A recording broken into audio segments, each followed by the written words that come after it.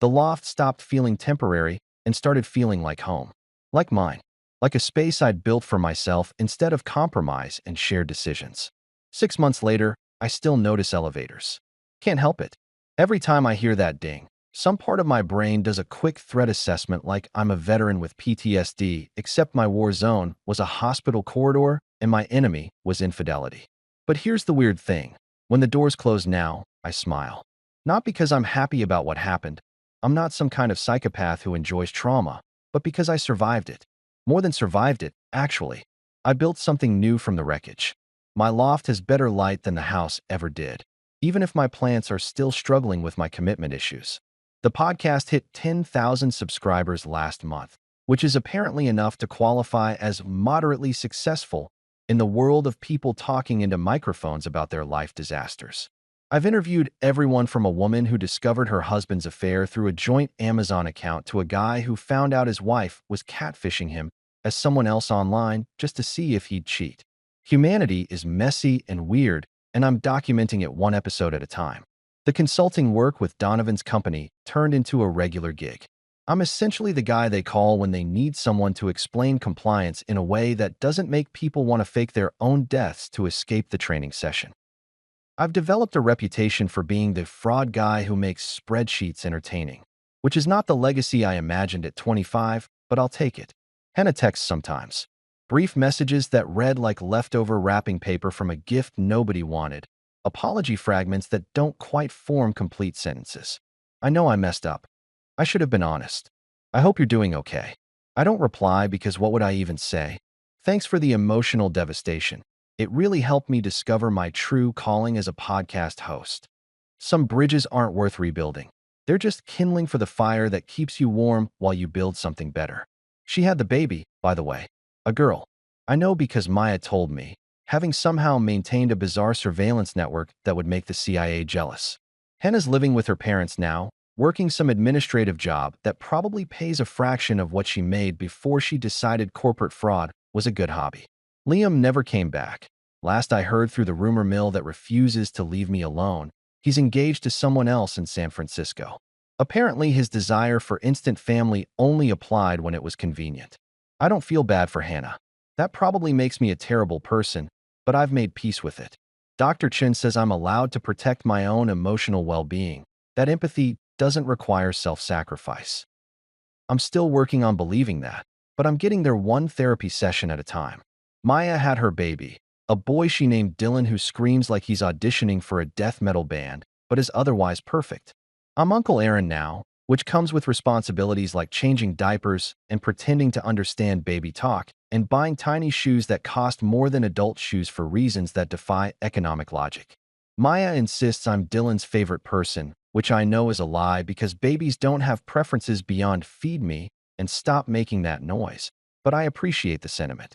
Nora's running a podcast network now, which happened accidentally when she helped me launch Floor 4 Stories and realized she was good at the business side of content creation.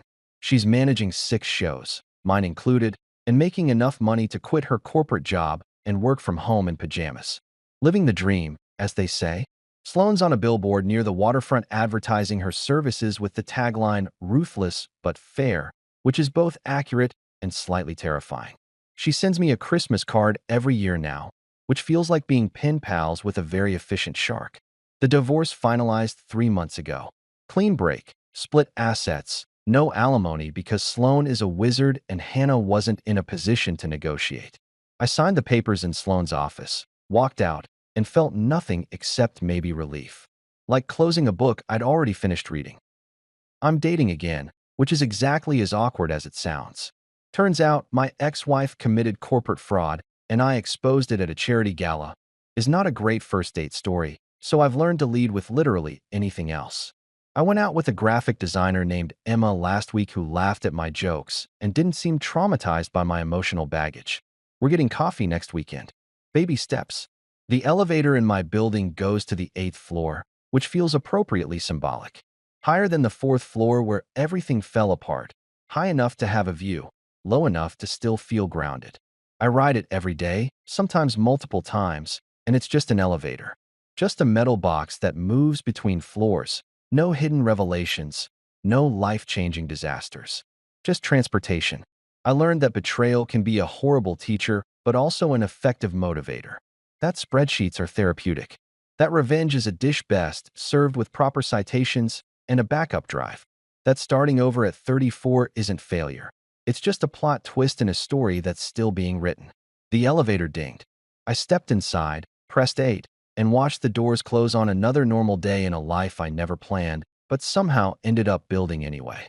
Full of bad jokes, better coffee, podcasting equipment, and zero tolerance for people who think lying is easier than honesty.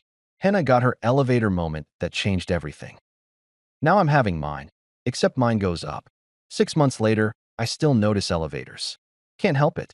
Every time I hear that ding, some part of my brain does a quick threat assessment like I'm a veteran with PTSD, except my war zone was a hospital corridor and my enemy was infidelity. But here's the weird thing. When the doors close now, I smile. Not because I'm happy about what happened. I'm not some kind of psychopath who enjoys trauma, but because I survived it. More than survived it, actually. I built something new from the wreckage. My loft has better light than the house ever did, even if my plants are still struggling with my commitment issues. The podcast hit 10,000 subscribers last month, which is apparently enough to qualify as moderately successful in the world of people talking into microphones about their life disasters. I've interviewed everyone from a woman who discovered her husband's affair through a joint Amazon account to a guy who found out his wife was catfishing him as someone else online just to see if he'd cheat. Humanity is messy and weird, and I'm documenting it one episode at a time.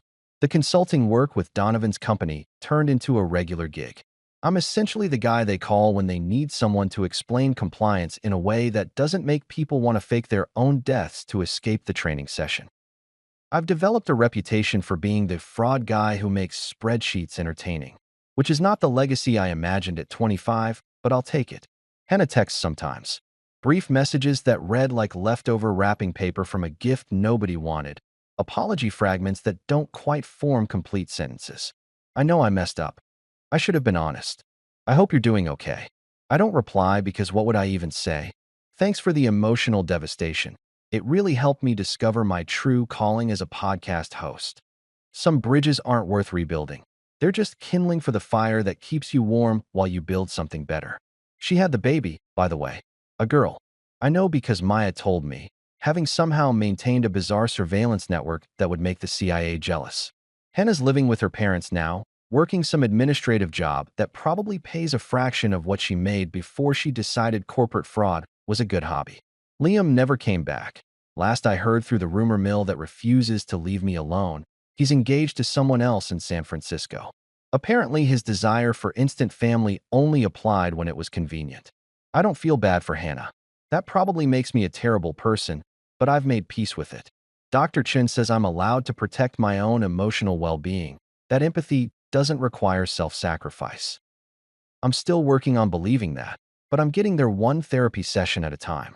Maya had her baby, a boy she named Dylan who screams like he's auditioning for a death metal band, but is otherwise perfect.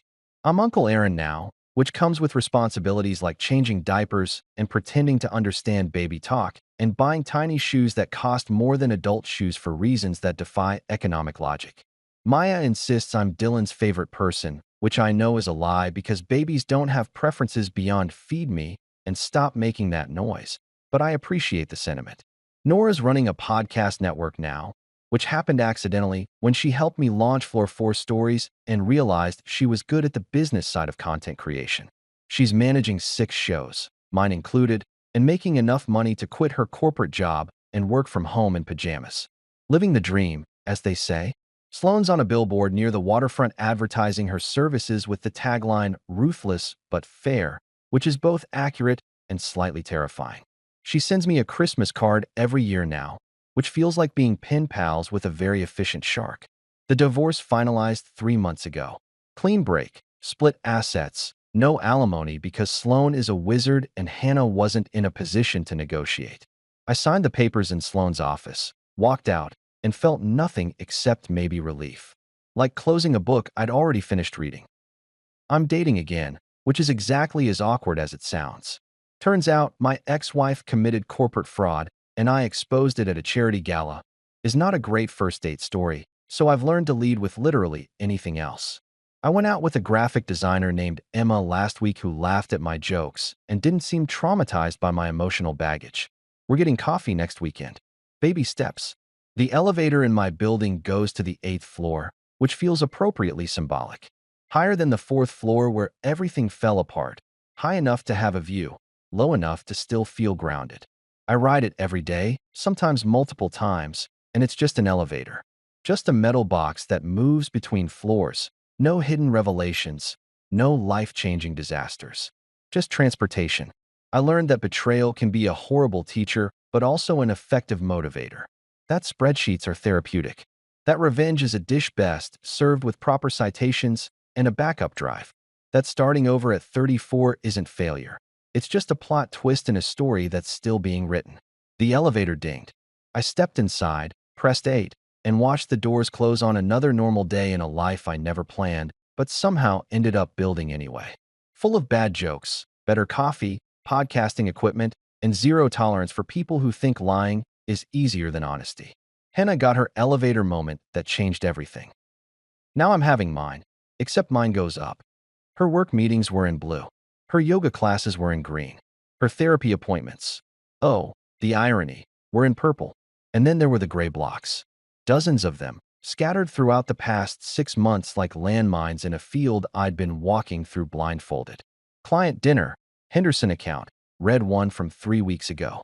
I pulled up the bank statement for that date. $93 at an Italian place, plus a charge from that same Starbucks near the waterfront 30 minutes later. 2 coffees, 2 pastries. Very romantic. Very not about the Henderson account, which I happened to know had been closed 2 months ago because Hannah had complained about it over dinner, actual dinner, with me, in our house, like she was living some kind of double-life sitcom. I clicked through more gray blocks. Evening client meeting. Late presentation prep. Networking event. Each one matched a pattern of charges that had nothing to do with work and everything to do with building a cozy little nest with Liam while I was home watching Netflix and thinking my biggest problem was whether we needed to refinance the mortgage. Then I made the mistake of checking her Instagram. Not her main one. I'd been looking at that regularly, seeing the carefully curated photos of our life together, brunches and hiking trips, and the dog we'd adopted last year. No, I went digging through her tagged photos, the ones other people post that don't always get filtered through your own narrative control. That's where I found him. Liam, tagged in a photo from 4 months ago at some rooftop bar, part of a group shot with Hannah's work friends. He had his arm around her waist. Her head was tilted toward his shoulder. They looked like a couple. They looked happy. The caption read, "Best team ever. #workfamily #blessed." I scrolled back further. There he was again, at a company picnic I'd been too busy to attend because of my own work deadline. And again, at what looked like a weekend hiking trip. Hannah had told me it was a girls' trip with her college friends. Apparently, girls now included 6-foot-tall dudes named Liam with excellent jawlines and a complete disregard for the sanctity of marriage. My brain was doing that thing where it turns every memory into evidence. That weekend she'd come home with mud on her hiking boots and stories about the trail. She'd been with him. The time she'd gotten food poisoning and texted me not to come home early because she didn't want me to see her sick, probably wasn't food poisoning. The new lingerie I'd found in her drawer and assumed was a nice surprise for me. Yeah, that one stung like a wasp at a picnic. I opened our credit card statements, both cards, hers and mine, and started building a spreadsheet because apparently heartbreak turns you into an accountant. Date, merchant, amount, location. I cross-referenced everything with her calendar. The pattern was so obvious I couldn't believe I'd missed it. Every client dinner corresponded with charges at romantic restaurants. Every work event lined up with purchases at wine bars and dessert places. There was even a charge from 3 months ago at a boutique baby store for $67. $67. At a baby store. 3 months ago. Which meant this wasn't some spontaneous accident. This wasn't it just happened. This was planned. They'd been shopping for baby stuff before she even got pregnant. Or maybe she'd been pregnant longer than I thought, and the timeline she'd given me was just another lie in a tower of lies so tall it could have its own weather system. I found the receipt, thank God for online banking and obsessive record keeping, and zoomed in on the itemized list. A twin stroller cover. Not even a regular stroller cover. A twin stroller cover, like they were already planning for some future where they'd have multiple kids, and I'd be. What? A footnote? A cautionary tale? The first husband who didn't work out? The really pathetic part was that I'd noticed the credit card charges before. I'd seen the numbers, the unfamiliar restaurants, the random purchases. But Hannah always had an explanation. Work dinner, they're reimbursing me. Client gift, don't worry about it. That boutique charge? I bought your sister a baby gift, wanted to surprise you. And I believed her because why wouldn't I? I trusted her. I'd made vows with her. I'd bought a house with her. I'd built my entire adult life around the assumption that we were partners. Around 3 a.m., I found the real smoking gun. The one that turned this from my wife cheated into my wife committed fraud. I was digging through her email. Yes, I knew her password. We'd shared passwords because we were transparent and trusting, and other words that now taste like ashes. When I found correspondence with her company's accounting department, the subject line read, Expense Report, Client Hospitality. Inside was a detailed expense report billing the apartment charges to her company under Client Hospitality Services. She'd classified the Riverside luxury apartment as a corporate rental for out-of-town clients and had been getting reimbursed every month. $850 plus utilities paid for by her employer under the guise of legitimate business expenses. That's not just cheating. That's fraud. Like actual criminal fraud. The kind of thing that doesn't just end your marriage. It ends your career, your reputation, and possibly your freedom if the company decides to press charges. I sat back in my chair, staring at the email, feeling something shift inside me. The hurt was still there, sharp and fresh like a paper cut that won't stop stinging. But underneath it was something new. Anger. Not the hot, explosive kind that makes you throw things and yell. The cold kind. The calculating kind. The kind that makes you screenshot everything, save it to 3 different cloud services, and start thinking about next steps. Hannah had built this house of cards. She'd used company money, lied on expense reports, created fake paper trails, and involved her employer in her affair. She'd been so confident, so certain she wouldn't get caught, that she'd left a digital breadcrumb trail a toddler could follow. I opened a new document and started writing everything down. Times, dates, amounts, locations. Who knew what? Who didn't? What could be proven? What was just suspicion? By the time the sun started creeping through the kitchen windows, I had a 15-page document that read like a corporate investigation report. My phone buzzed. Maya, you okay? You left so fast yesterday. I typed back, define okay. If okay means I spent the night becoming an accountant-detective hybrid, then sure. 3 dots appeared, disappeared, appeared again. Come to my place. Bring the laptop. We need to talk. I closed my computer, drained the last of my cold coffee, and stood up. My back hurt from hunching over the table for 5 hours. My eyes burned from staring at screens. But my mind was clear. Crystal clear. I wasn't just the betrayed husband anymore. I was the guy with the receipts. And that, as it turns out, changes everything. Maya's apartment smelled like cinnamon rolls and vengeance, which is a weird combination, but somehow perfectly on brand for her. She opened the door before I could knock. Twin telepathy, or just the fact that she'd been watching through the peephole, hard to say, and pulled me inside like she was extracting a hostage from enemy territory. You look like garbage, she said, which is twin speak for, I love you, and I'm worried. I feel like garbage that other garbage wouldn't even associate with, I replied, setting my laptop on her kitchen counter and collapsing onto her couch, which was infinitely more comfortable than the kitchen chair I'd spent the night in. But garbage with evidence, so that's something. She was already brewing coffee, the good kind she imports from some obscure roaster in Seattle that she swears is life-changing. Pregnancy hadn't slowed her down one bit. If anything, she was moving with the focused intensity of someone on a mission.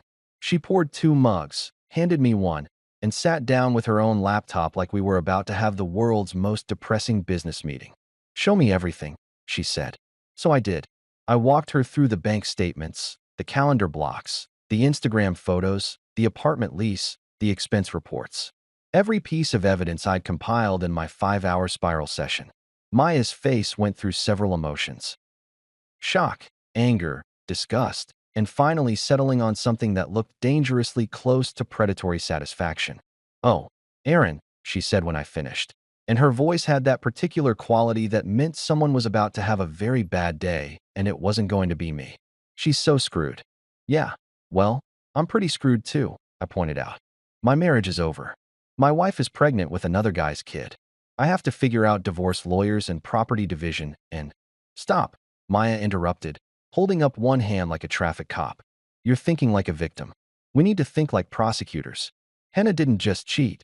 She committed fraud. Corporate fraud. With documentation. She handed you a gift-wrapped case on a silver platter. I blinked at her. When did you become a legal expert? I'm not. But I know people. She grinned, and it was slightly terrifying. Starting with Jessica from the ultrasound clinic yesterday. You know, the nurse who was super chatty while we waited? She recognized Hannah's name when I mentioned it this morning. You called the ultrasound nurse about my cheating wife. I texted. Less traceable. Anyway, Jessica says Hannah's been coming to that same clinic for prenatal appointments. Started about 8 weeks ago. Always comes with the same guy. Tall, dark hair, expensive watch. They hold hands in the waiting room. The receptionist, Donna, said they registered under his insurance, not yours. I processed this information while my coffee went cold in my hands. They're playing house. Actual house, with shared insurance and prenatal vitamins, and probably one of those apps that tells you what size fruit your baby is. A peach, currently, Maya said. According to the timeline Jessica mentioned. Which means Hannah's further along than she probably told you yesterday. The hits just kept coming. I'd gone from happily married to divorced in progress to finding out my wife had been lying about even basic facts like how pregnant she was. At this rate, I'd discover she was actually a Russian spy by dinner time. Maya was already typing furiously on her laptop, her pregnancy brain fog apparently taking a vacation when detective work was involved. Okay, so I also texted Brianna. You remember her, the barista at that coffee place near Powell's? She has an insane memory for faces. I sent her a description of Liam and asked if she'd seen him with a blonde woman matching Hannah's description. Please tell me you didn't tell her why you were asking. I told her I was doing research for a true crime podcast, which isn't entirely untrue. This is pretty criminal. She turned her screen toward me. Brianna says they're regulars. Every Wednesday and Friday morning for the past 4 months. They order the same thing, 2 cappuccinos, 1 almond croissant, 1 chocolate croissant. They sit at the corner table.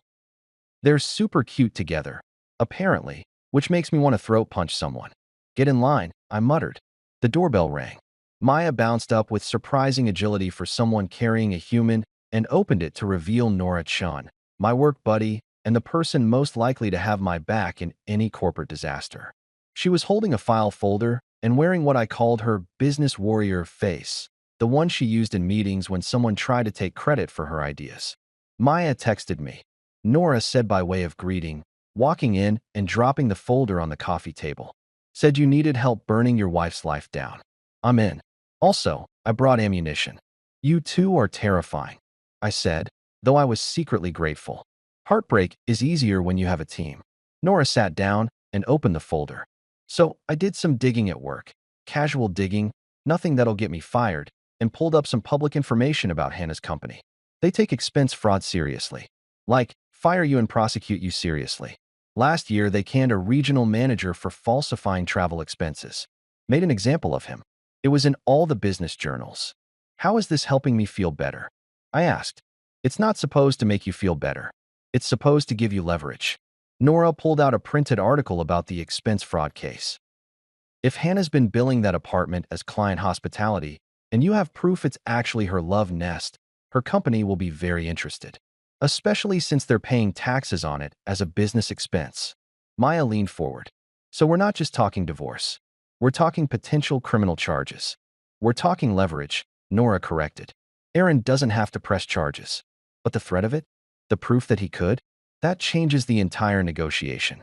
She can't exactly fight for alimony or a favorable settlement when she's committed fraud using company resources.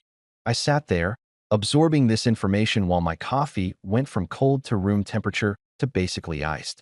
24 hours ago, my biggest concern was whether to get Thai or pizza for dinner. Now I was sitting in my sister's apartment with 2 women plotting corporate espionage and legal strategy like we were planning a heist. There's one more thing, Maya said, pulling up something on her phone. I might have made friends with the building manager at Riverside Luxury Apartments. How did you? You know what? I don't want to know. His name is Keith. He's 63, recently divorced, loves to talk, and hates people who abuse the system. I told him I was considering renting there and asked about the neighborhood. Got him talking about the tenants. Turns out, he remembers Hannah and Liam. They signed a 6-month lease in April under Liam's name, but Hannah's name is on the utility accounts. Keith just told you this. Keith had 3 beers and a captive audience. People love to gossip, Aaron, especially when they think they're helping someone make an informed decision. She grinned.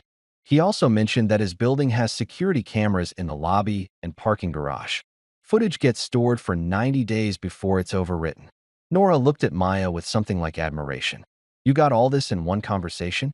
I'm 8 months pregnant and look harmless. People tell me everything. Maya turned to me. The question is, do you want the footage?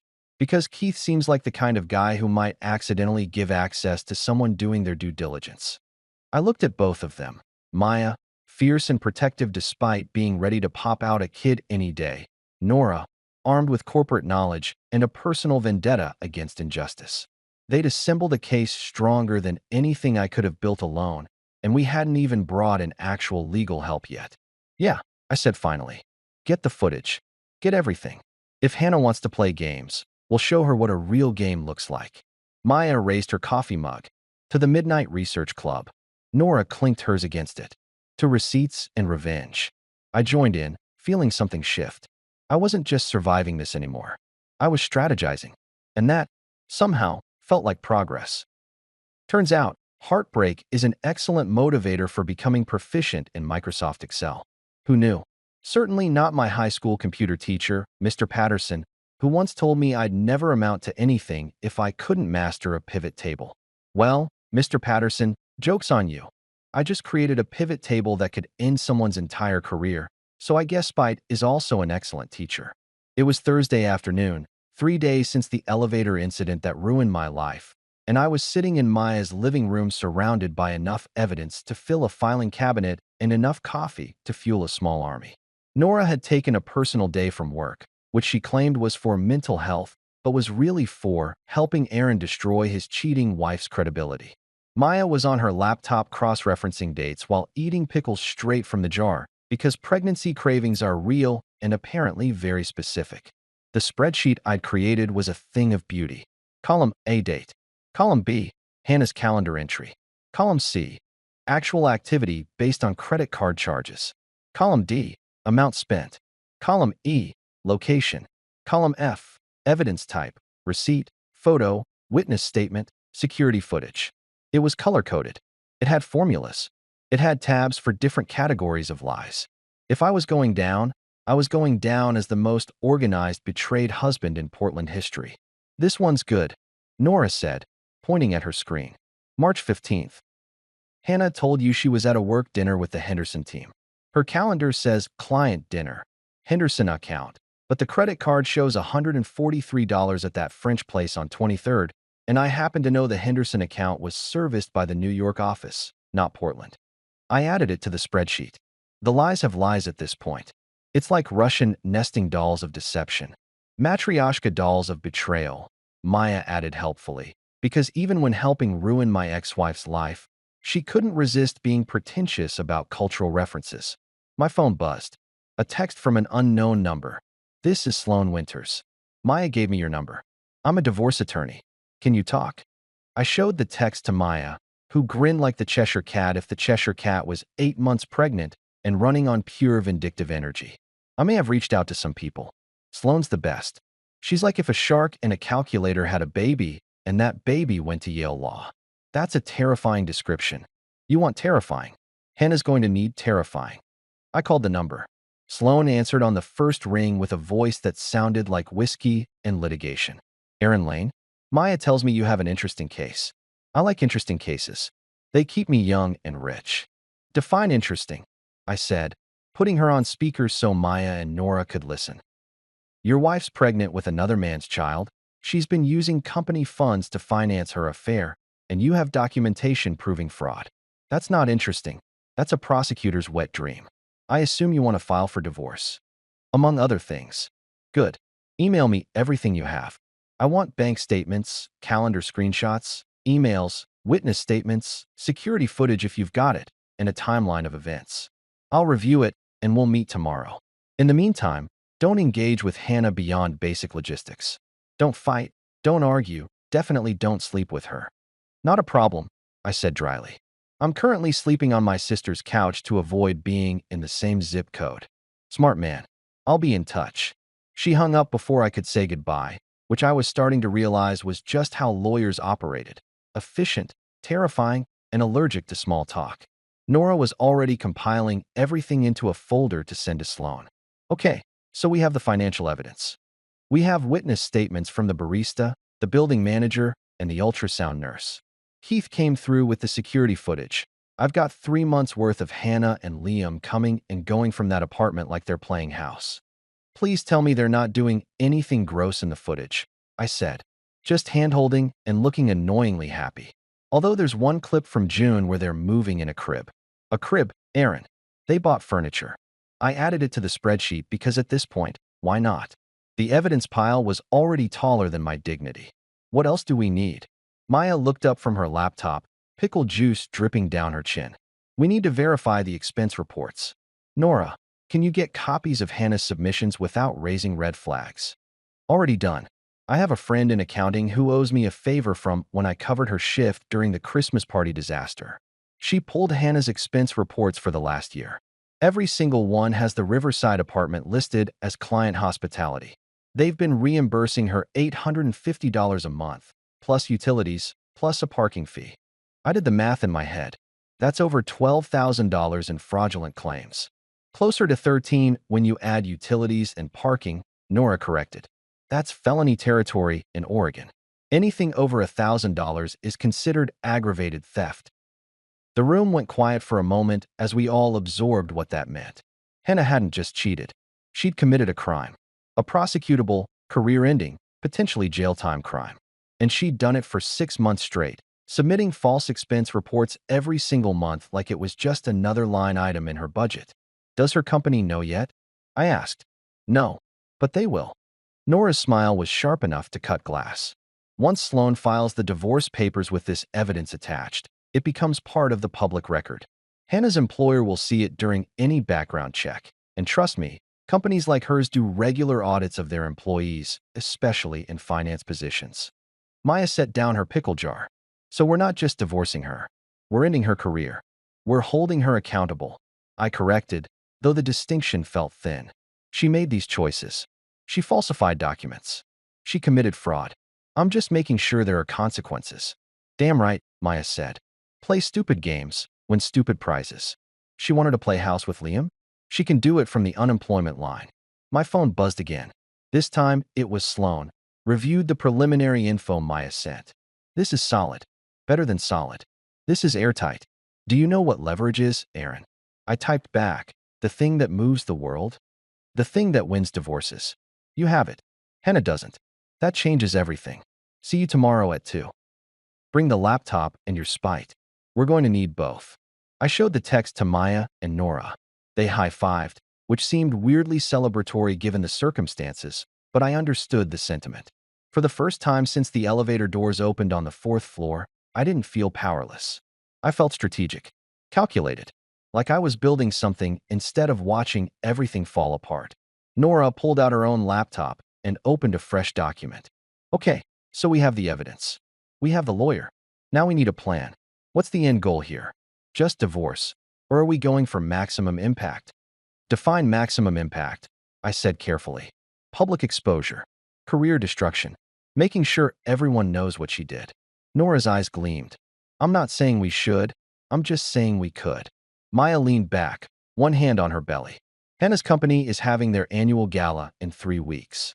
Big charity event. All the executives, board members, major clients. Hannah's supposed to give a presentation about the year's accomplishments. How do you know this? I asked. I follow her on LinkedIn. She posted about it last week, all excited about her opportunity to showcase our team's success. Maya made air quotes with her fingers. What if her success showcase became a fraud showcase instead? I looked at both of them. You're suggesting I crash her work event and expose her publicly? I'm suggesting, Maya said carefully, that if someone were to present evidence of financial misconduct at a company event where the board and HR are present, it would be very efficient. One presentation, maximum witnesses, immediate consequences. That's nuclear, I said. She went nuclear first, Nora pointed out. She just didn't realize you'd find the launch codes. I sat with that for a moment, thinking about Hannah's face when she saw me in the elevator. The shock, the fear, the calculation behind her eyes as she tried to figure out how much I knew and how much damage control she'd need. She'd been playing a game where she thought she held all the cards. Time to show her I'd been counting them. Let's do it, I said. Let's burn it all down. Maya raised her pickle jar. To the evil plan. Nora clinked her coffee mug against it. To receipts and reckoning. I joined in, feeling something that might have been joy or might have been vindication or might have been the caffeine finally kicking in after 3 sleepless nights. Whatever it was, it felt like progress. The thing about revenge or justice or accountability or whatever therapeutic term you want to slap on it to make yourself feel less like a villain is that timing is everything. You can have all the evidence in the world, all the receipts and witness statements and spreadsheets color-coded within an inch of their life. But if you don't have the right moment, you're just a guy with a really depressing PowerPoint and nowhere to present it. Which is why, for the next 2.5 weeks, I became a monk of patience, a Zen master of waiting, a human embodiment of the phrase, good things come to those who plot their ex-wife's professional demise with meticulous attention to detail. I met with Sloan 3 times during that period, and each meeting made me more confident that I'd accidentally hired a legal assassin disguised as a divorce attorney. She had this way of reviewing evidence that made me think she was mentally calculating not just how to win, but how to win so thoroughly that Hannah would need therapy just to process the loss. The fraud angle is delicious, she said during our second meeting, spreading documents across her conference table like a general planning a battlefield strategy. Corporate misappropriation of funds, falsified expense reports, using company resources for personal gain. That's not just grounds for termination, that's potential criminal charges. The DA would love this. Are we actually pressing criminal charges? I asked, because there's a difference between wanting your cheating wife to face consequences and wanting to send her to actual prison. Sloan looked at me over her reading glasses, which I'm pretty sure she only wore to increase her intimidation factor. We're keeping that option open. Right now, it's leverage. Hannah doesn't know what we're going to do, which means she can't prepare a defense. Uncertainty is a beautiful weapon, Aaron. Use it. I was learning that lawyers speak in war metaphors, which made sense given that divorce is essentially a civilized form of combat where the casualties are bank accounts and self-esteem instead of actual human lives. During week 2, Maya did what Maya does best. She gathered intelligence like she was working for the CIA instead of being a pregnant architect on maternity leave. She found out through her network of frighteningly well-connected friends that Hannah's company gala was happening at the Sentinel Hotel downtown. Black tie optional. 200 guests including board members, executives, major clients, and the entire senior management team. She's giving a presentation, Maya informed me over FaceTime, looking way too pleased with herself. 20 minutes on innovative solutions in client relations or some other corporate buzzword bingo title. She's the closing speaker before the charity auction. How did you find this out? LinkedIn, the event website, and a very chatty HR coordinator named Beth who I met at a coffee shop and bonded with over pregnancy exhaustion. Beth thinks I'm considering applying for a job there. I'm not, obviously, but Beth doesn't need to know that. You're scary. I prefer thorough. She grinned. Also, guess who else RSVP'd to the gala? I had a sinking feeling I knew where this was going. Hannah and Liam? Bingo. They registered as Hannah Lane and guessed. She didn't even use his name. Just guessed. Like he's a +1 and not the father of her unborn child and the co-conspirator in her fraud scheme. The audacity is almost impressive. I sat with that information for a moment, feeling that familiar cocktail of anger and disbelief that had become my emotional baseline. So they're just going to show up together? At her company event? Where people know she's married? Apparently. Which means either she's planning to announce your separation publicly, or she's monumentally stupid, or both. My money's on both. Nora, who was apparently also on the call but had been silent until now, chimed in. This is perfect, actually. If they're both there, and you present the evidence with both of them in the room, the impact is doubled. No he said, she said. No plausible deniability. Just two people caught red-handed in front of everyone who matters professionally. You guys are enjoying this way too much, I said, though I couldn't entirely disagree with the strategy. You're damn right I'm enjoying it, Nora shot back. Hannah lied to you for 6 months. She stole from her company. She's parading around with her affair partner like it's some kind of romantic comedy instead of a felony. Yeah, I'm enjoying planning her downfall. Sue me. The timeline came together like a heist movie. Sloan would file the divorce papers the morning of the gala, timing it so Hannah would be served right before the event. Maximum stress, minimum time to prepare. I would attend as Maya's +1, since she was invited through her architecture firm's connection to Hannah's company. Nora would be there legitimately as a representative from her own company, which had a corporate partnership with Hannah's firm. We'd be scattered throughout the room, 3 points of a triangle with Hannah at the center, nowhere to run. What about the presentation? I asked Sloan during our final meeting, 3 days before the gala. How do I actually get stage time? She smiled, and it was the kind of smile that probably made opposing counsel consider early retirement. I've been communicating with their legal department about potential fraud in their expense reporting system. They're very interested in my findings. I mentioned you have a comprehensive presentation prepared documenting the scope of the issue. They've agreed to give you 10 minutes after Hannah's presentation. They think you're going to talk about general best practices for preventing expense fraud. They don't know it's about Hannah specifically. They will. In about 3 days. She slid a folder across the desk. Here's your presentation deck. I took your spreadsheets and evidence and turned them into something boardroom appropriate. Every claim is sourced. Every number is verified. It's not slander if it's true, Aaron, and this is very, very true. I opened the folder and found a presentation that looked like it belonged in a forensic accounting seminar. Clean slides, professional fonts, damning evidence presented with the emotional weight of a quarterly earnings report. Dates, amounts, screenshots, security footage stills, all laid out with brutal efficiency. This is intense, I said. This is justice, Sloan corrected. Hannah made choices. Now she gets consequences. Corporate consequences, legal consequences, and social consequences all at once. It's efficient.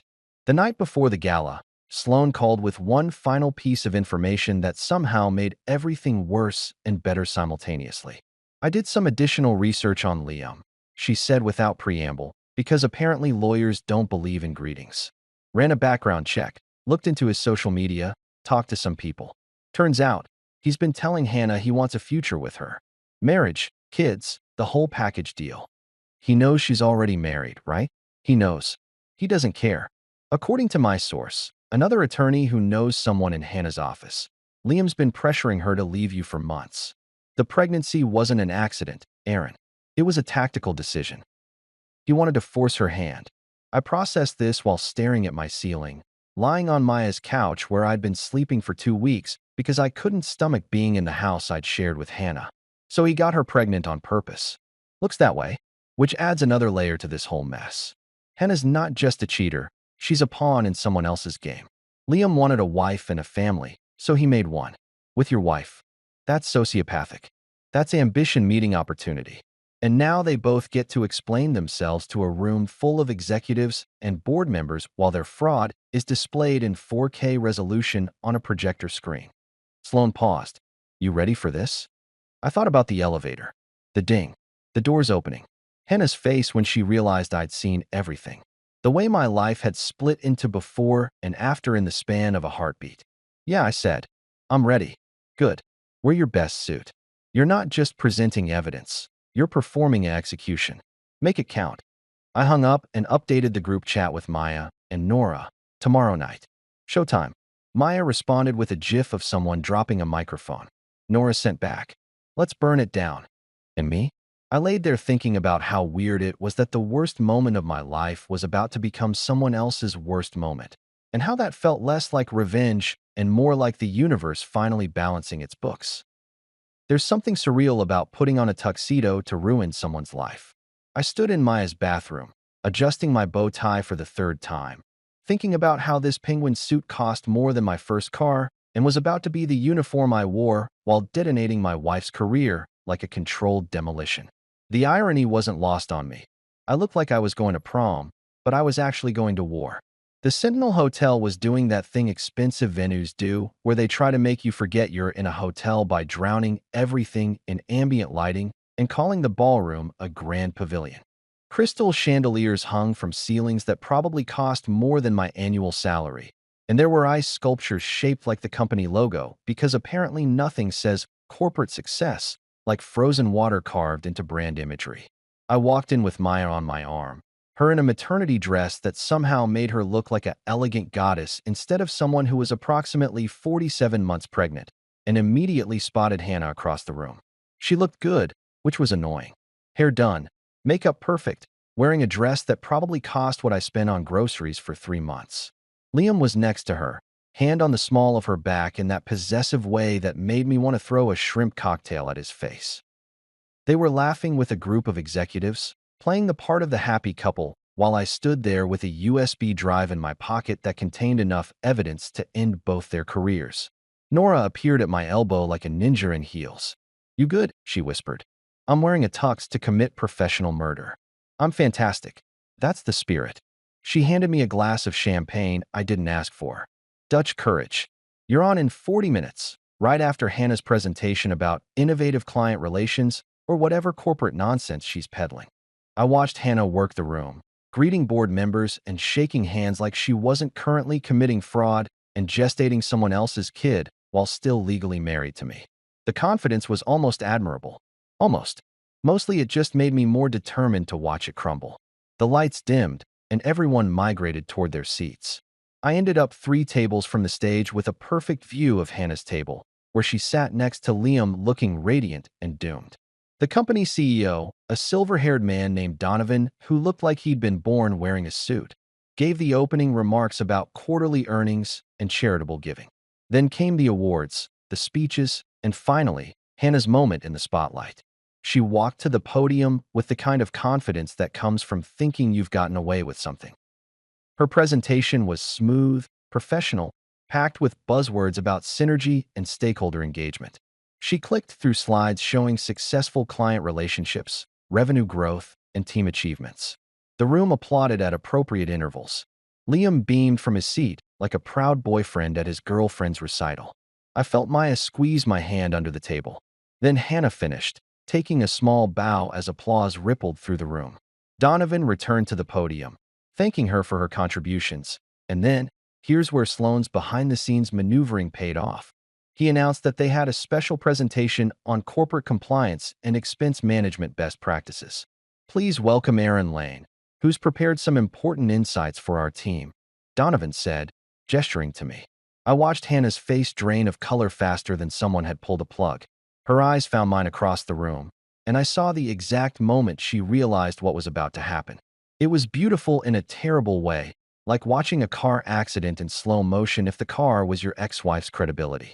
I walked to the podium, connected my laptop, and smiled at 200 people who had no idea they were about to witness a public execution disguised as a PowerPoint presentation. "Good evening," I said, keeping my voice pleasant and professional. "I'm here to talk about expense fraud, using a recent case study that's particularly relevant to this organization." The first slide appeared, a title card that read, "A Study in Corporate Misappropriation, Documentation and Consequences." I clicked to the next slide. Hannah's expense reports, highlighted and annotated. "For the past 6 months," I continued, voice steady despite my heart trying to exit my chest through my throat. "Someone in this organization has been billing personal expenses as corporate hospitality. Specifically, an apartment lease totaling over $13,000, fraudulently categorized as client housing." Another click. Screenshots of the Riverside Luxury Apartments lease agreement with Hannah's signature. Another click. Security footage stills of Hannah and Liam entering the building, time-stamped and dated. Another click. Bank statements showing charges to romantic restaurants on dates marked client dinners in Hannah's calendar. I could hear the murmurs starting, see people turning to look at Hannah's table. She was frozen, face white, while Liam looked like he was calculating the fastest route to the exit. "The documentation is comprehensive," I said, clicking through more slides. "Calendar entries, credit card statements, witness testimony, and security footage all corroborate a pattern of systematic fraud. The perpetrator used company resources to finance a personal relationship while submitting false expense reports for reimbursement. Final click. A photo of Hannah and Liam from the building's security camera, holding hands, clearly not discussing client relations. Questions. I asked the room. Silence. The kind of silence that feels like pressure, like everyone's holding their breath simultaneously. Then Donovan stood up, his face the color of old brick. We'll be launching an immediate investigation. Ms. Lane, please see me in HR after this event. Hannah was crying now, mascara running, while Liam had somehow disappeared, probably out a side door, because coward's gonna coward. I disconnected my laptop, walked off the stage, and felt Maya and Nora flanking me like bodyguards as we headed for the exit. That, Maya whispered, was the most savage thing I've ever witnessed. Poetic justice, Nora added. Served cold, on a projector screen, with witnesses. I didn't look back. Didn't need to. The curtain had fallen, the show was over, and I'd finally gotten my moment of clarity in a ballroom full of people who'd never forget the night someone turned a charity gala into a fraud tribunal. Hannah had wanted an audience for her success. She got one for her downfall instead. Fair trade, if you ask me. The thing about publicly destroying someone's career is that the fallout doesn't happen in slow motion like the buildup does. It happens fast, like dominoes made of reputations and employment contracts, each one knocking down the next with the efficiency of a well-oiled machine designed specifically to ruin lives. By 7 a.m. the next morning, before I'd even finished my first cup of coffee or processed the fact that I'd actually gone through with the nuclear option, my phone started blowing up with texts. Sloan sent a simple message. HR opened formal investigation at 6 a.m. Expect termination by noon. Maya sent a gif of fireworks. Nora sent a news article link with the subject line, "You're famous, kind of."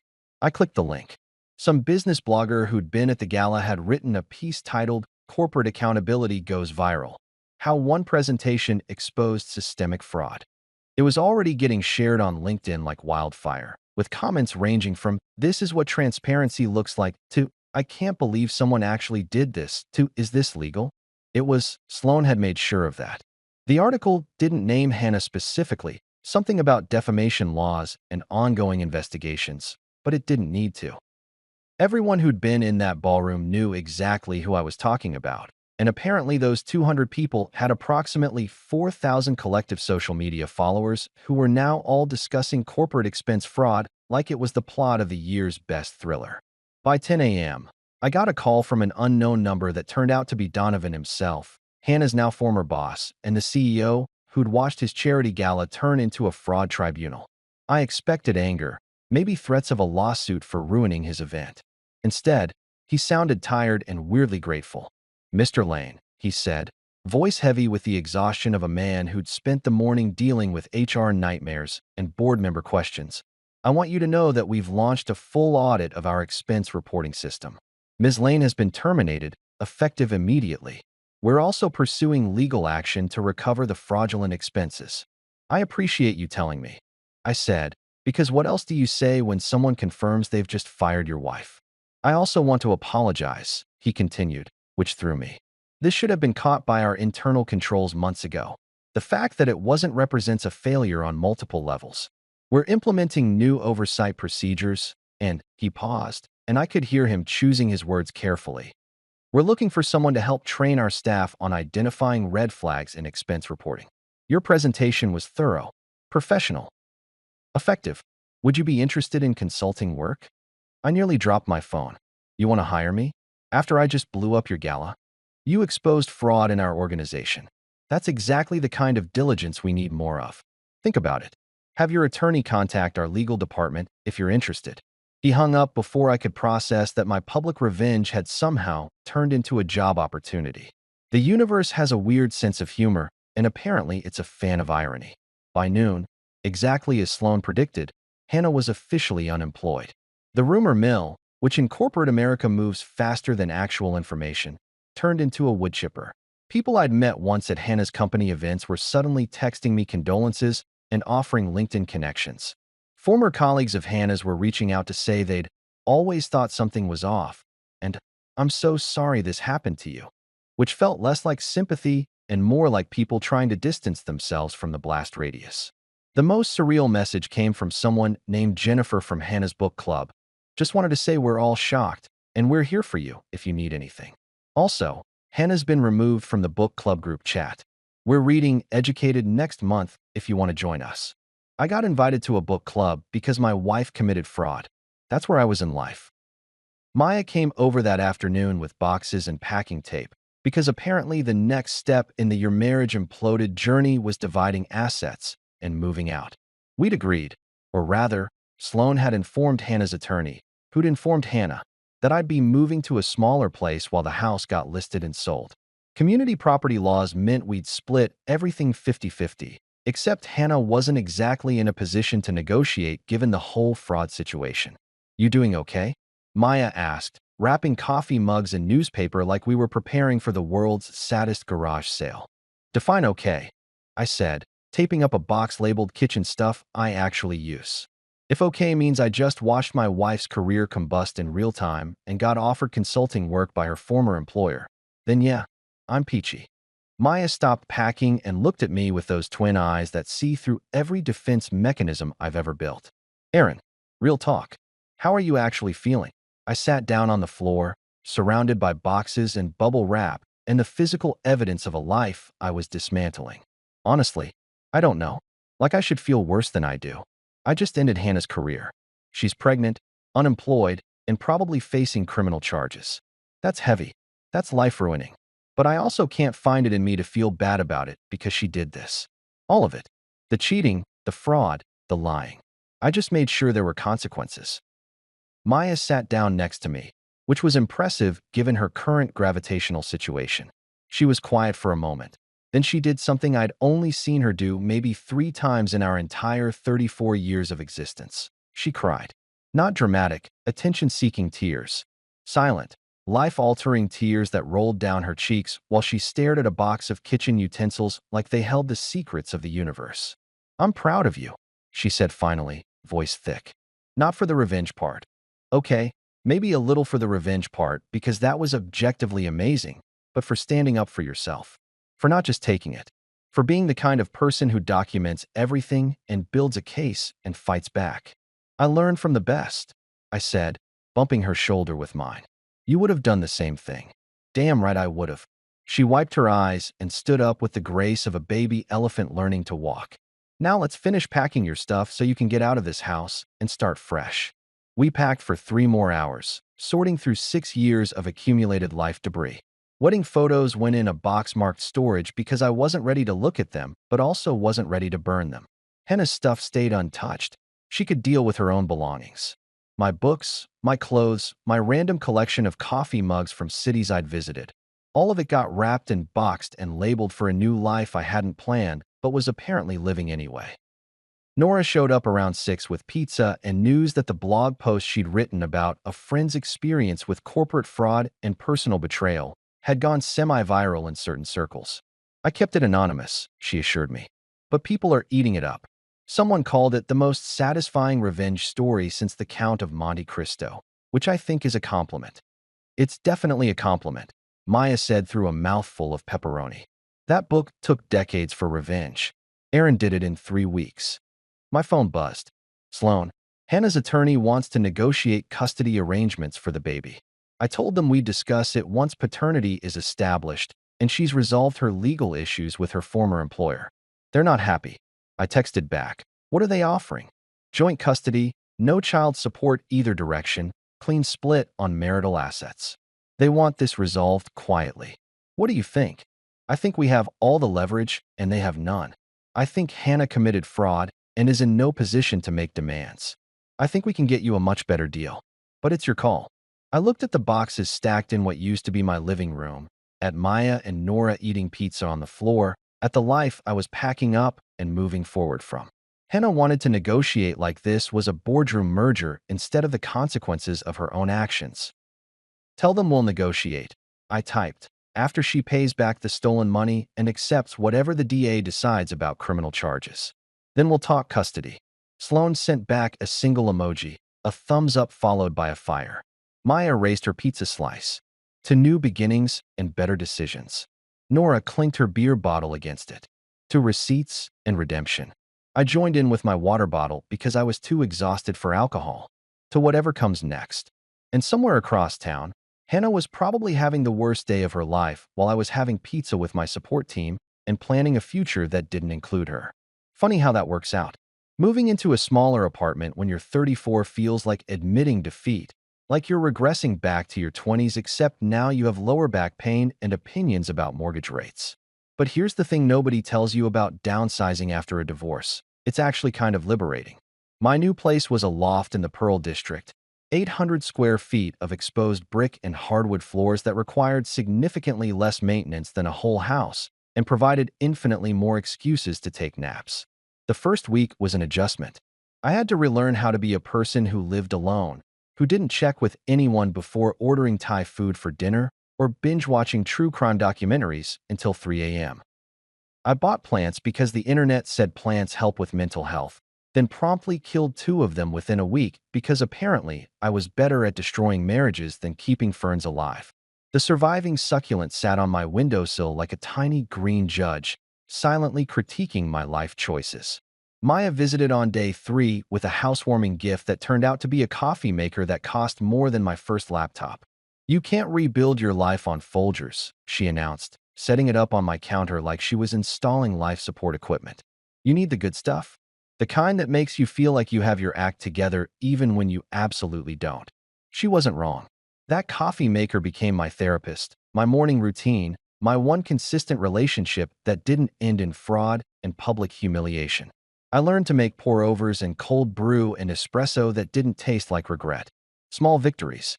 By week 2, I'd accepted Donovan's consulting offer and found myself teaching ethics training to the same company that had employed my fraudulent ex-wife. The irony was so thick you could spread it on toast. I stood in conference rooms with PowerPoint presentations about expense reporting red flags and proper documentation procedures, while people nodded along and took notes like I was some kind of corporate fraud expert instead of just a guy who'd gotten really good at Excel during a mental breakdown. "You're actually good at this," Nora told me after sitting in on one of my sessions. Like, genuinely good. "You make compliance training entertaining, which should be impossible." "Sarcasm is a teaching tool," I said. "If I can make people laugh while explaining expense codes, they'll actually remember the information instead of just spacing out and checking their phones." The consulting gig paid well enough that I could afford the loft and still have money left over for things like therapy, actual therapy this time, not just coffee, and a gym membership I'd probably never use but felt obligated to purchase. I started working with a therapist named Dr. Patricia Chun, who specialized in betrayal trauma and had the most calming voice I'd ever heard. She could probably read a phone book and make it sound therapeutic. "Tell me about the elevator," she said during our first session, and I did. I told her about the ding, the doors opening, Hannah's face, the pregnancy test, the whole terrible sequence of events that had derailed my life like a train jumping its tracks. "And how did that make you feel?" she asked, which is apparently what all therapists ask even though it's a cliche for a reason. "Like a faulty fire alarm," I said, using the same description I'd thought in the moment. "Loud and useless." "But you weren't useless," she pointed out. "You documented everything. You built a case. You held someone accountable for their actions. That's not useless, that's agency." Agency. I like that word. It sounded better than revenge or spite or any of the other terms people were using to describe what I'd done. Around week 3, I did something that surprised even me. I started a podcast. Not because I thought anyone would listen, but because Nora had mentioned that telling my story out loud might be therapeutic, and I figured if I was going to process trauma, I might as well do it with production value. I called it Floor 4 Stories because I'm nothing if not on brand, and the concept was simple. I'd tell my story with humor, then invite other people to share their own experiences with betrayal, messy breakups, and life generally kicking them in the teeth.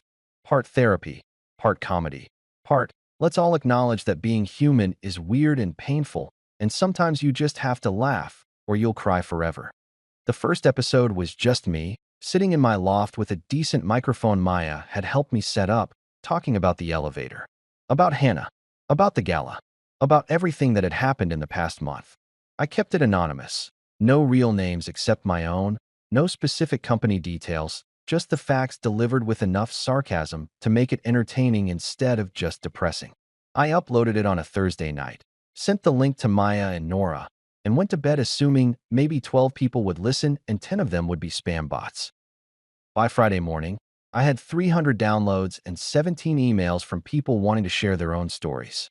By Saturday, someone had shared it on Reddit, and I was up to 2,000 downloads with a waiting list of people who wanted to be guests. By Monday, some podcasting website had featured it in their Hidden Gems section, and I was fielding interview requests from other shows wanting to talk about corporate fraud and public accountability.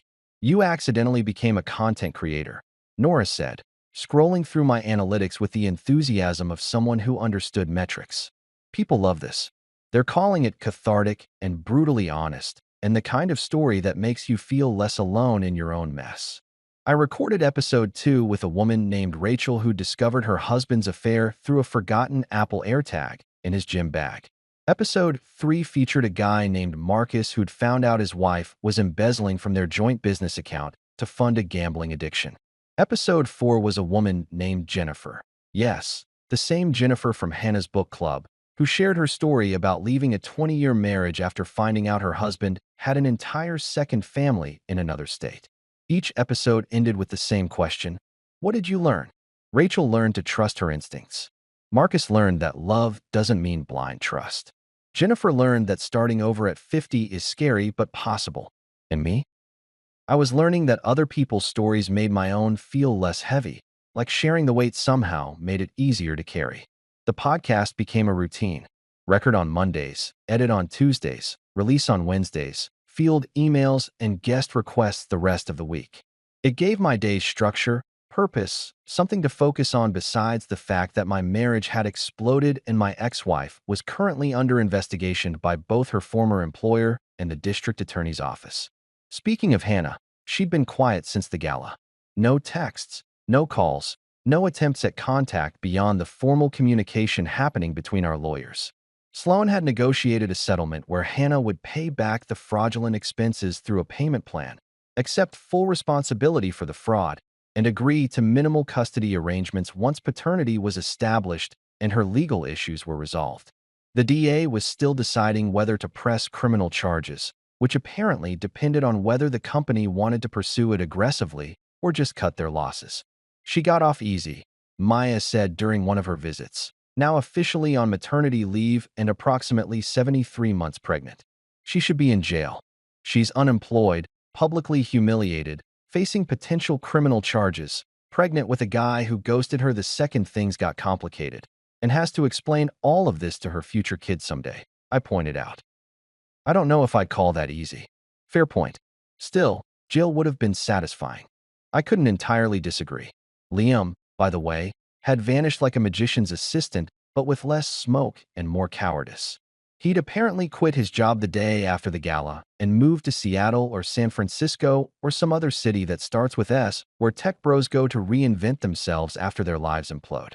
Hannah was dealing with the pregnancy alone, which felt like poetic justice, but also kind of sad in a way I wasn't ready to fully examine yet. My life settled into a new rhythm. Consulting work 3 days a week, podcast recording and editing the other days, therapy on Thursdays, coffee experiments on weekends. I got better at keeping plants alive. Turned out the secret was just watering them and not treating them like metaphors for my failed marriage. I joined a gym and actually went sometimes. I started reading again, books that had nothing to do with self-help or healing and everything to do with just enjoying a story. The loft stopped feeling temporary and started feeling like home. Like mine. Like a space I'd built for myself instead of compromise and shared decisions. 6 months later, I still notice elevators. Can't help it. Every time I hear that ding, some part of my brain does a quick threat assessment like I'm a veteran with PTSD, except my war zone was a hospital corridor and my enemy was infidelity. But here's the weird thing. When the doors close now, I smile. Not because I'm happy about what happened. I'm not some kind of psychopath who enjoys trauma, but because I survived it. More than survived it, actually. I built something new from the wreckage. My loft has better light than the house ever did, even if my plants are still struggling with my commitment issues. The podcast hit 10,000 subscribers last month, which is apparently enough to qualify as moderately successful in the world of people talking into microphones about their life disasters. I've interviewed everyone from a woman who discovered her husband's affair through a joint Amazon account to a guy who found out his wife was catfishing him as someone else online just to see if he'd cheat. Humanity is messy and weird, and I'm documenting it one episode at a time. The consulting work with Donovan's company turned into a regular gig. I'm essentially the guy they call when they need someone to explain compliance in a way that doesn't make people want to fake their own deaths to escape the training session. I've developed a reputation for being the fraud guy who makes spreadsheets entertaining, which is not the legacy I imagined at 25, but I'll take it. Henna texts sometimes. Brief messages that read like leftover wrapping paper from a gift nobody wanted. Apology fragments that don't quite form complete sentences. I know I messed up. I should have been honest. I hope you're doing okay. I don't reply because what would I even say? Thanks for the emotional devastation. It really helped me discover my true calling as a podcast host.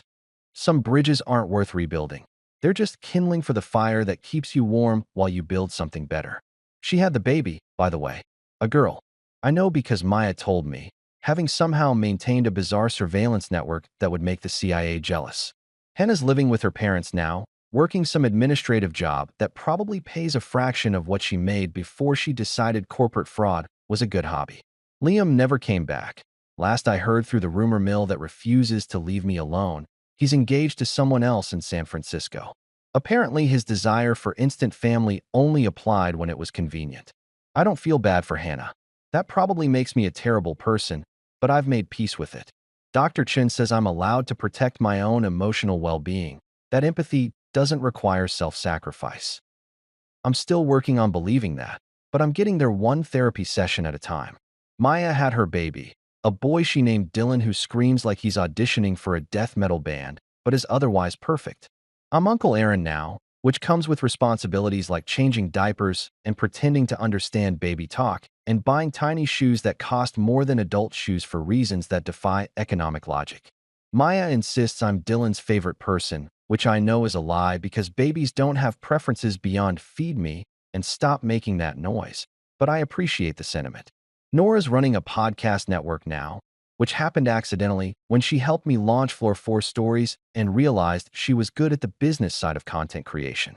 She's managing 6 shows, mine included, and making enough money to quit her corporate job and work from home in pajamas. Living the dream, as they say. Sloane's on a billboard near the waterfront advertising her services with the tagline, "Ruthless but fair," which is both accurate and slightly terrifying. She sends me a Christmas card every year now, which feels like being pen pals with a very efficient shark. The divorce finalized 3 months ago. Clean break, split assets, no alimony because Sloane is a wizard and Hannah wasn't in a position to negotiate. I signed the papers in Sloane's office, walked out, and felt nothing except maybe relief. Like closing a book I'd already finished reading. I'm dating again, which is exactly as awkward as it sounds. Turns out my ex-wife committed corporate fraud, and I exposed it at a charity gala. Is not a great first date story, so I've learned to lead with literally anything else. I went out with a graphic designer named Emma last week who laughed at my jokes and didn't seem traumatized by my emotional baggage. We're getting coffee next weekend.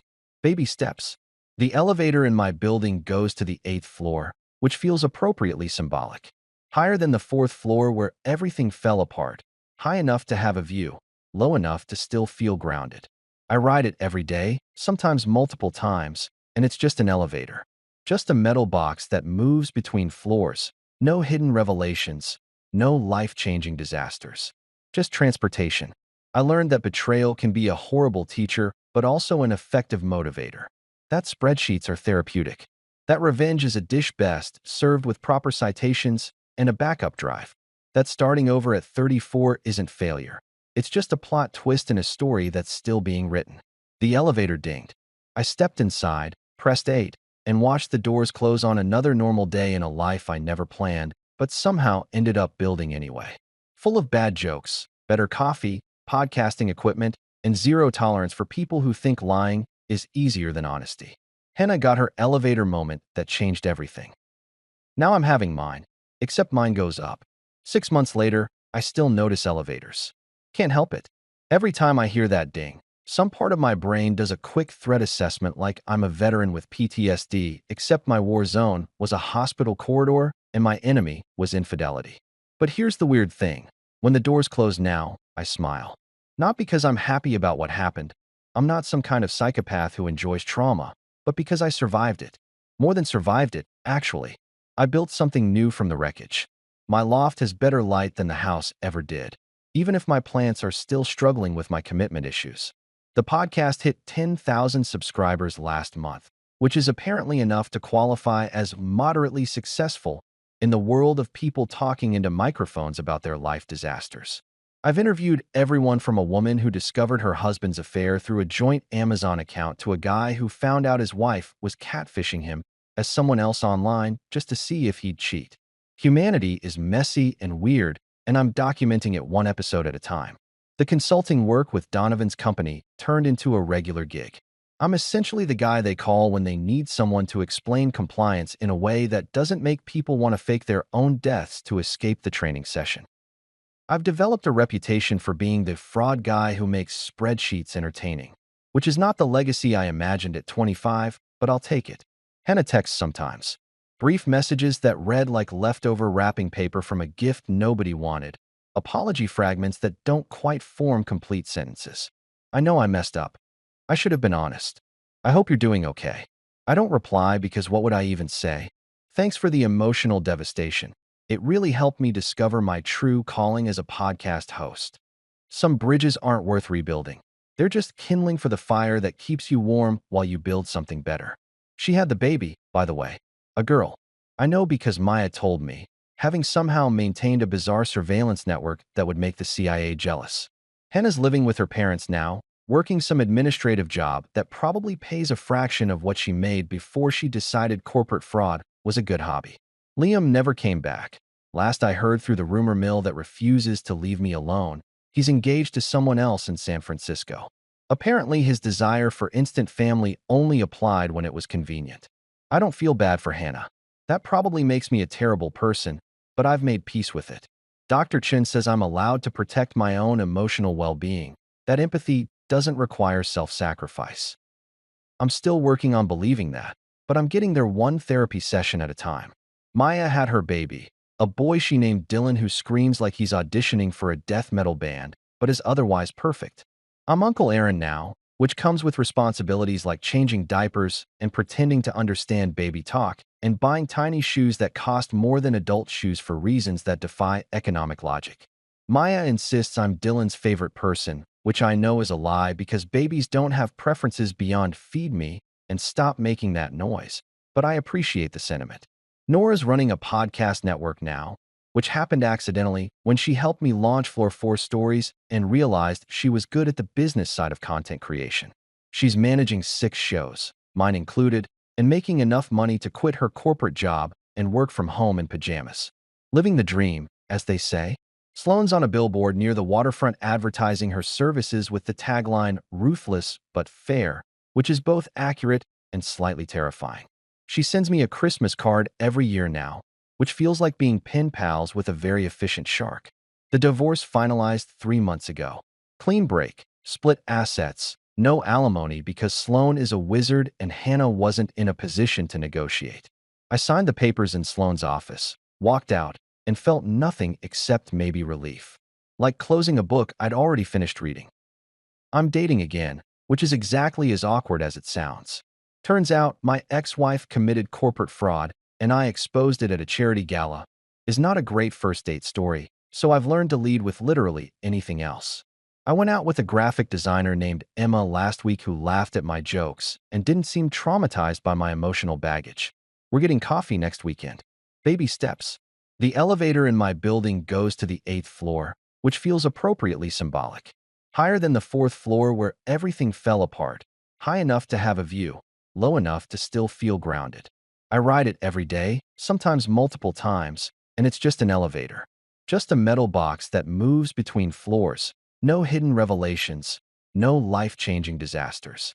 Just transportation. I learned that betrayal can be a horrible teacher, but also an effective motivator. That spreadsheets are therapeutic.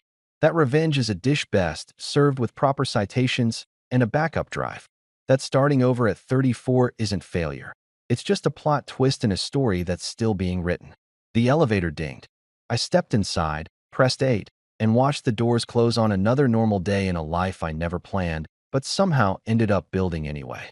Full of bad jokes, better coffee, podcasting equipment, and zero tolerance for people who think lying is easier than honesty. Hannah got her elevator moment that changed everything. Now I'm having mine, except mine goes up.